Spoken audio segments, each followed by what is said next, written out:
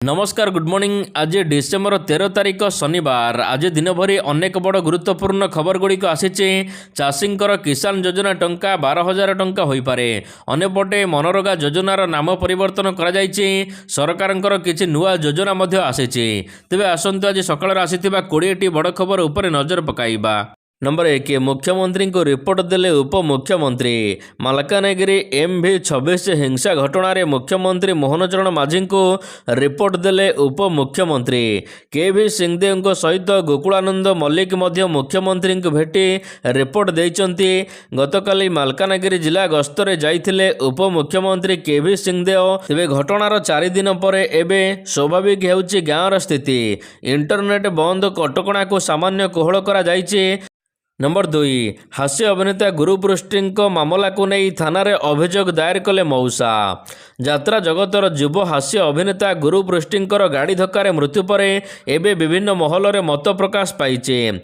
तेबे गुरुंक मौसा नरेंद्र मिश्र धामनगर थाना रे शुक्रवार दिन पहुंची मोबाइल ग्रहण करने सहित लिखित भाव में हत्या अभियोग करिसंती। मौसांक अभियोग आधार रे 7 तारिख रे गुरुंकर किछि समय पूर्व एक यात्रा पार्टी स्वप्न महलर जड़े अभिनेत्री सहित गुरुंकर तीव्र विवाद होइतिला। एही जुक्तितर्क वीडियो सामाजिक गणमाध्यम रे भाइराल होइतिला। मौसांक कहिबा अनुसार विवाद समय रे अभिनेत्री गुरुपृष्टि को धमक देइतिले। एही घटनार एबे तदंत हेबा निहाती आवश्यक। नंबर 3 केबे सरिबो मंदिर काम।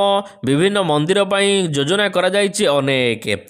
कटक चंडी मंदिर पई 70 कोटी। गंजामर आराध्य देवी बुढ़ी ठाकुराणी पीठ पई 19 कोटी। एकाम्र प्रकल्प पई 700 कोटी टंका व्यय बरादरे निर्माण आरंभ होइतिला। किंतु सेबेठारो मंदिर निर्माण चलीछि जे ए पर्यंत सरुनी। समय पर समय गड़ाउचंती सरकार।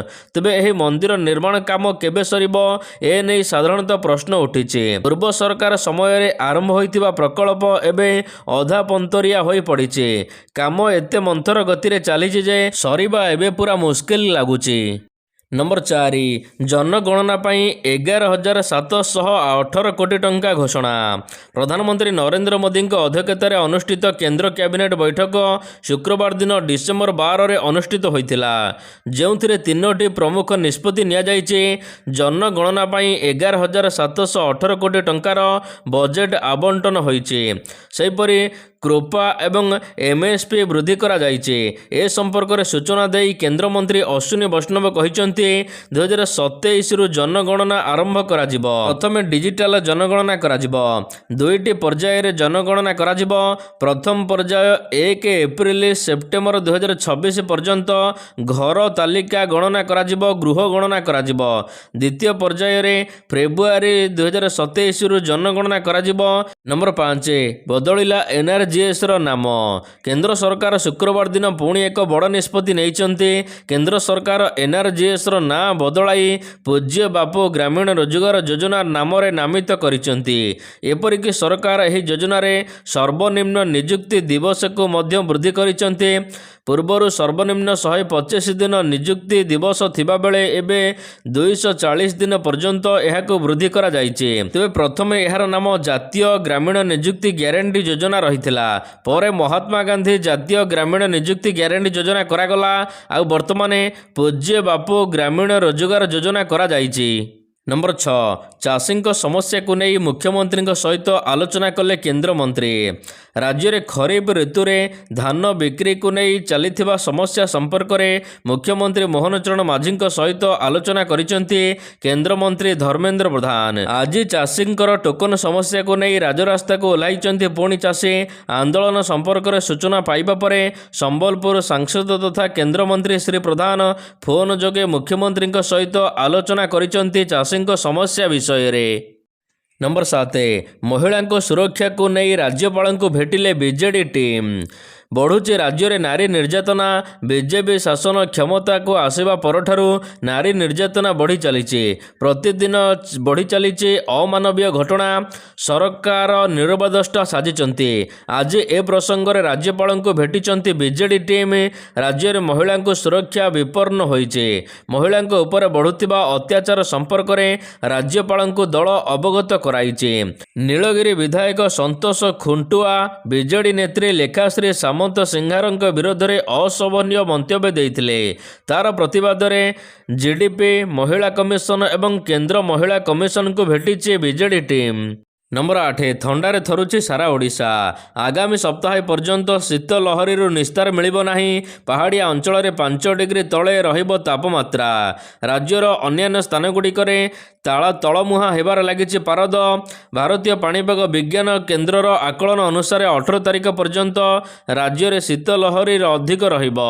ସେହିପରି 19ରୁ 25 ତାରିଖ ପର୍ଯ୍ୟନ୍ତ ରାତି ତାପମାତ୍ରା ସ୍ୱାଭାବିକ ଠାରୁ କମ୍ ରହିପାରେ ବୋଲି ପୂର୍ବାନୁମାନ କରାଯାଇଛି। ସେପଟେ ରାଜ୍ୟରେ ପାରଦ ଲଗାତାର ନିମ୍ନଗାମୀ ହେବାରେ ଲାଗିଛି। ଶୀତ ଲହରୀରେ ଅସ୍ତବ୍ୟସ୍ତ ହେଉଛନ୍ତି ରାଜ୍ୟବାସୀ। ତେବେ ରାଜ୍ୟରେ ଶିମିଳିଗୁଡ଼ାରେ ସବୁଠାରୁ ସର୍ବନିମ୍ନ ତାପମାତ୍ରା 3.5 ଡିଗ୍ରୀ ରେକର୍ଡ ହୋଇଛି। ଉଦୟଗିରିରେ ପାରଦ 4 ଡିଗ୍ରୀ, ଫୁଲବାଣୀରେ 5.2 ଡିଗ୍ରୀ ରେକର୍ଡ ହୋଇଛି। ନମ୍ବର 9 ରାସ୍ତାକୁ ଓହ୍ଲାଇଲେ ଅନ୍ନଦାତା। ସମ୍ବଲପୁରରେ ପୁଣି ଚାଷୀ ଆନ୍ଦୋଳନ। ସହରର ସିନ୍ଦୁରାପଙ୍କ ଛକରେ ଚାଷୀଙ୍କ ଆନ୍ଦୋଳନ ଚାଲିଛି। ରାସ୍ତା ଅବରୋଧ କରି ରାସ୍ତାକୁ ଓହ୍ଲାଇଛନ୍ତି ଅନ୍ନଦାତା। ଚାଷୀଙ୍କ ସମସ୍ୟାକୁ କେନ୍ଦ୍ର କରି ରାସ୍ତା ଅବରୋଧ କଲେ ଆନ୍ଦୋଳନକାରୀ। ଆନ୍ଦୋଳନ ଯୋଗୁଁ ଅଟକି ରହିଛି ଶହ ଶହ ଯାନବାହନ। କେବଳ ଅର୍ଥନୈତିକ ଅବରୋଧ କରାଯାଉଥିବା ସୂଚନା ନୁହେଁ, ଚାଷୀଙ୍କର ରୋଡ଼, ଛକ ଏବଂ ସିନ୍ଦୁରାପକ ରାସ୍ତାରେ ଜବରଦସ୍ତ ଅବରୋଧ ଚାଲିଛି। ଚାଷୀଙ୍କ ଟୋକନ ସମସ୍ୟାକୁ ନେଇ ଏବେ ରାଜରାସ୍ତାରେ ସମ୍ବଲପୁର ଚାଷୀ। ନମ୍ବର 10 ପୁରୀ କୋଣାର୍କ ମେରାଇନ୍ ଡ୍ରାଇଭରେ ଆରମ୍ଭ ହେଲା ଇକୋ ରିଟ୍ରିଟ୍। ଚଳିତ ବର୍ଷ ପାଇଁ ପୁରୀ କୋଣାର୍କ ମେରାଇନ୍ ଡ୍ରାଇଭ୍ ମୁଖ୍ୟ ରାସ୍ତା ନିକଟରେ ରାମଚଣ୍ଡୀ ମୁହାଣ ନିକଟରେ ପର୍ଯ୍ୟଟନ ବିଭାଗ ପକ୍ଷରୁ ଆୟୋଜିତ ହେଉଛି 7ମ ଇକୋ ରିଟ୍ରିଟ୍। ମୁଖ୍ୟମନ୍ତ୍ରୀ ଶ୍ରୀ ମୋହନ ଚରଣ ମାଝୀ ଏହାକୁ ଉଦ୍ଘାଟନ କରିଛନ୍ତି। ପର୍ଯ୍ୟଟନ ପାଇଁ ରାଜ୍ୟ ସରକାର ଯେତେ ପ୍ରକାର ପଦକ୍ଷେପ ନେବା କଥା ନେଉଛନ୍ତି। କାର୍ଯ୍ୟକ୍ରମରେ ଅଭିଭାଷଣ ରଖି ଆଗାମୀ ଦିନଗୁଡ଼ିକରେ ଓଡ଼ିଶାର ବିଭିନ୍ନ ପ୍ରସିଦ୍ଧ ପର୍ଯ୍ୟଟନ ଅଞ୍ଚଳମାନଙ୍କରେ ଇକୋ ରିଟ୍ରିଟ୍ ସ୍ଥାନ ପାଇବ ବୋଲି ରାଜ୍ୟ ସରକାର କହିଛନ୍ତି। ଏଥିପାଇଁ କ୍ୟାବିନେଟ୍ ବୈଠକ, ମନ୍ତ୍ରିମଣ୍ଡଳ ବୈଠକରେ ମଧ୍ୟ ଆଲୋଚନା କରାଯିବ ବୋଲି ମୁଖ୍ୟମନ୍ତ୍ରୀ କହିଛନ୍ତି। ନମ୍ବର 11 ସାରା ଦେଶରେ ଓଡ଼ିଶାର ବିଧାୟକମାନଙ୍କର ଦରମା ସବୁଠାରୁ ଅଧିକ। ସାରା ଦେଶରେ ଓଡ଼ିଶାର ବିଧାୟକମାନଙ୍କର ଦରମା ଅଧିକ। ସବୁଠାରୁ ବଡ଼ କଥା ହେଉଛି ଅଟୋମେସନ ପ୍ରୋସେସନରେ ପ୍ରତି 5 ବର୍ଷରେ ବିଧାୟକଙ୍କ ଦରମା ବଢ଼ିବ। ମୂଳ ଦରମା ଏବଂ ଭତ୍ତାକୁ ମିଶାଇ ଓଡ଼ିଶାର ବିଧାୟକଙ୍କର ସର୍ବାଧିକ ଦରମା 3,45,000 ଟଙ୍କା ମିଳିବ। ପୁଣି 2024ରୁ ଏହାକୁ ପିଛିଲା ଭାବରେ ଲାଗୁ କରାଯାଇଛି। ଯଦି ଦରମାକୁ ଦେଖିବା ତେବେ ସାରା ଦେଶରେ ଝାଡ଼ଖଣ୍ଡ ଓଡ଼ିଶା ଠାରୁ ଦ୍ୱିତୀୟ ସ୍ଥାନରେ ଅଛି। ଯେଉଁ ବିଧାୟକମାନଙ୍କର ଦରମା 2,88,000 ଝାଡ଼ଖଣ୍ଡରେ। ଏହା ତଳକୁ ମହାରାଷ୍ଟ୍ର 2,61,000 ବିଧାୟକଙ୍କ ଦରମା, ତେଲେଙ୍ଗାନାରେ 2,50,000, ମଣିପୁରରେ 2,50,000, ହିମାଚଳ ପ୍ରଦେଶରେ 2,10,000। ସେହିପରି ଅନେକ ରାଜ୍ୟରେ ଦରମା 90,000 ଟଙ୍କା ରହିଥିବା ବେଳେ ବିଧାୟକମାନଙ୍କର ଓଡ଼ିଶାରେ ଏକାଥରକେ 3,45,000 କରାଯାଇଛି। ନମ୍ବର 12 ଆସନ୍ତା 14ରେ ଓଡ଼ିଶା ଆସୁଛନ୍ତି ଭାରତର ପ୍ରଧାନ ବିଚାରପତି। ରବିବାର ଦିନ ଓଡ଼ିଶା ଆସିବେ ସୁପ୍ରିମକୋର୍ଟ ପ୍ରଧାନ ବିଚାରପତି ଜଷ୍ଟିସ୍ ସୂର୍ଯ୍ୟକାନ୍ତ। ତେବେ CJI ଭାବରେ ଶପଥ ଗ୍ରହଣ କରିବା ପରେ ପ୍ରଥମ ଥର ପାଇଁ ସେ ଓଡ଼ିଶା ଆସୁଛନ୍ତି। କଟକ ଶହୀଦ ଭବନରେ ହେବାକୁ ଥିବା ଆଲୋଚନା ଚକ୍ରରେ ଯୋଗ ଦେବେ। ହାଇକୋର୍ଟ ବାର୍ ଆସୋସିଏସନ ପକ୍ଷରୁ ଆୟୋଜିତ ହେବ ଆଲୋଚନା ଚକ୍ର। କଟକ ଶହୀଦ ଭବନରେ ଆୟୋଜିତ କାର୍ଯ୍ୟକ୍ରମରେ ଓଡ଼ିଶା ହାଇକୋର୍ଟର ମୁଖ୍ୟ ବିଚାରପତି ଜଷ୍ଟିସ୍ ହରିଶ ଟଣ୍ଡନ ମୁଖ୍ୟ ବକ୍ତା ଭାବରେ ଆଡଭୋକେଟ୍ ଜେନେରାଲ ବରିଷ୍ଠ ଆଇନଜୀବୀ ପୀତାମ୍ବର ଆଚାର୍ଯ୍ୟ ଏବଂ ରାଜ୍ୟ ଆଇନଜୀବୀ ପରିଷଦ ଅଧ୍ୟକ୍ଷ ସୀତାଂଶୁ ମୋହନ ତ୍ରିବେଦୀ ଯୋଗ ଦେବେ। ନମ୍ବର 13 ଓଡ଼ିଶା ହାଇକୋର୍ଟଙ୍କ ଗୁରୁତ୍ୱପୂର୍ଣ୍ଣ ନିଷ୍ପତ୍ତି। ଚାକିରିକୁ ନିୟମିତ ମାନ୍ୟତା ଦେବା ପାଇଁ ଓଡ଼ିଶା ଶିକ୍ଷକ ଯୋଗ୍ୟତା ପରୀକ୍ଷା OTET ଯୋଗ୍ୟତା ବାଧ୍ୟତାମୂଳକ ନୁହେଁ ବୋଲି ଓଡ଼ିଶା ହାଇକୋର୍ଟ ଏକ ଗୁରୁତ୍ୱପୂର୍ଣ୍ଣ ଆଦେଶ ଜାରି କରିଛନ୍ତି। ହାଇକୋର୍ଟ କହିଛନ୍ତି ଯେ OTET କେବଳ ଦରମା ବୃଦ୍ଧି ପାଇଁ ଆବଶ୍ୟକ।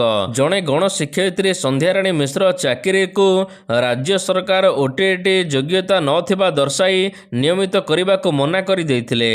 ଏହା ବିରୁଦ୍ଧରେ ସନ୍ଧ୍ୟାରାଣୀ ମିଶ୍ର ହାଇକୋର୍ଟଙ୍କ ଦ୍ୱାରସ୍ଥ ହୋଇଥିଲେ। ନମ୍ବର 14 ପୁଣି ଦୁଷ୍କର୍ମ ପୁଣି ଲଜ୍ଜା। ଅଶୋକନଗର ନାବାଳିକା ଦୁଷ୍କର୍ମ ଘଟଣା ମନରୁ ନ ଯାଉଣୁ ରାଜଧାନୀରେ ପୁଣି ଘଟିଛି ଛାତି ଥରାଇ ଦେବା ଭଳି ଘଟଣା। ଘରେ କେହି ନଥିବାର ସୁଯୋଗ ନେଇ ନର ପିଶାଚ ବନିଯାଇଛି ଘରର ମାଲିକ ଭାଇ। ନିଷ୍ପାପ ନାବାଳିକାକୁ ବାରମ୍ବାର ଦୁଷ୍କର୍ମ କରି ରକ୍ତ ଜୁଡ଼ୁବୁଡ଼ୁ ଅବସ୍ଥାରେ ଛାଡ଼ି ଦେଇଛି ଶୈତାନ। ହସ୍ପିଟାଲ ବେଡ୍ରେ ଏବେ ମରଣ ସହିତ ସଂଘର୍ଷ କରୁଛି କୁନି ଝିଅ। ଗଞ୍ଜାମରୁ ଆସି ଭୁବନେଶ୍ୱର କଳିଙ୍ଗ ନଗରରେ ରହୁଥିବା ଏକ ନିରୀହ ପରିବାର ସହିତ ଘଟିଛି ଏଭଳି ଘଟଣା। ନମ୍ବର 15 ପିଏମ୍ କିଷାନ ଯୋଜନା ଟଙ୍କା ଦ୍ୱିଗୁଣିତ ହେବ। ପ୍ରଧାନମନ୍ତ୍ରୀ କିଷାନ ସମ୍ମାନ ନିଧି ଯୋଜନା ସହିତ ଜଡ଼ିତ ଏକ ପ୍ରମୁଖ ପ୍ରଶ୍ନ ଚାଷୀଙ୍କ ମଧ୍ୟରେ ଏବେ ବ୍ୟାପକ ଆଲୋଚନା ହେଉଛି। ସରକାର କ'ଣ ଏହି ଯୋଜନାରେ ବାର୍ଷିକ ପରିମାଣ 6,000 ଟଙ୍କାରୁ 12,000 ଟଙ୍କାକୁ ବୃଦ୍ଧି କରିବାକୁ ଯାଉଛନ୍ତି କି?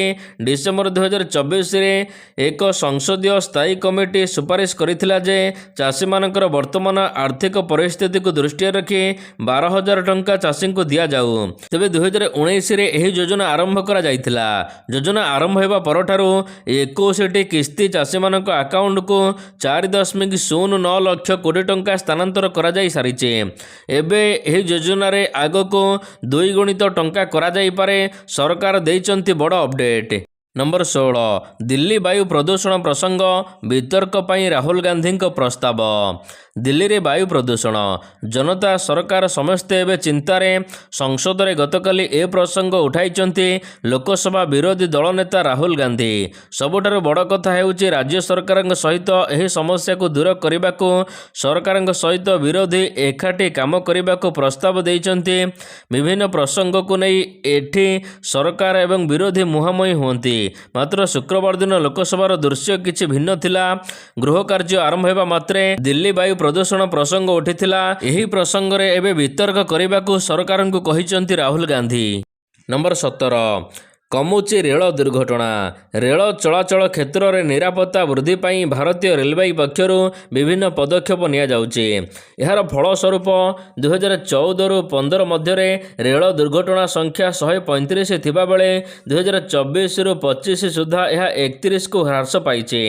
ସେହିପରି 2004ରୁ 2014ରେ ମୋଟ 1711ଟି ରେଳ ଦୁର୍ଘଟଣା ଘଟିଛି, ଅର୍ଥାତ୍ ବାର୍ଷିକ ହାରାହାରି 171ଟି ଦୁର୍ଘଟଣା ହୋଇଛି। 2025ରୁ 26 ନଭେମ୍ବର ସୁଦ୍ଧା ଏହାକୁ 11%କୁ ହ୍ରାସ କରାଯିବ ବୋଲି କେନ୍ଦ୍ରମନ୍ତ୍ରୀ ଅଶ୍ୱିନୀ ବୈଷ୍ଣବ ଗତକାଲି ରାଜ୍ୟସଭାରେ ସୂଚନା ଦେଇଛନ୍ତି। ସେ କହିଛନ୍ତି ଭାରତୀୟ ରେଳ ପକ୍ଷରୁ ନିରାପତ୍ତା ସମ୍ପର୍କିତ କାର୍ଯ୍ୟ ଏବେ ଜୋରସୋରରେ ଚାଲିଛି। ନମ୍ବର 18 13 ଏବଂ 21 ତାରିଖ ଭିତରେ 4 ଘଣ୍ଟା ଲେଖା ବନ୍ଦ ରହିବ HDFC UPI ସେବା।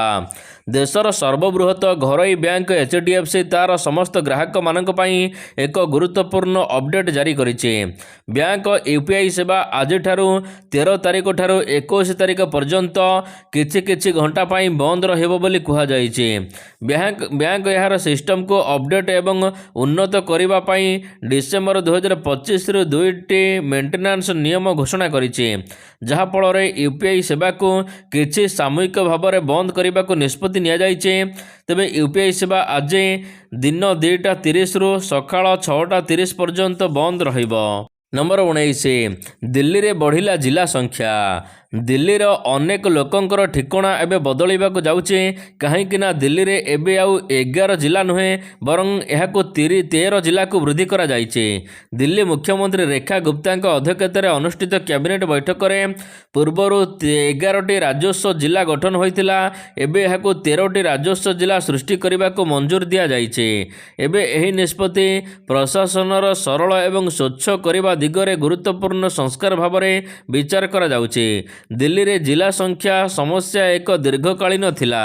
ନମ୍ବର 20 ପୁଣି ଧୋଇଦେଲେ ଏସିଆ କପ୍ରେ ଟିମ୍ ଇଣ୍ଡିଆର ବଡ଼ ବିଜୟ। ଭାରତୀୟ କ୍ରିକେଟ ଦଳ ଅଣ୍ଡର-19 ଏସିଆ କପ୍ରେ ଚମତ୍କାର ପ୍ରଦର୍ଶନ କରିଛି।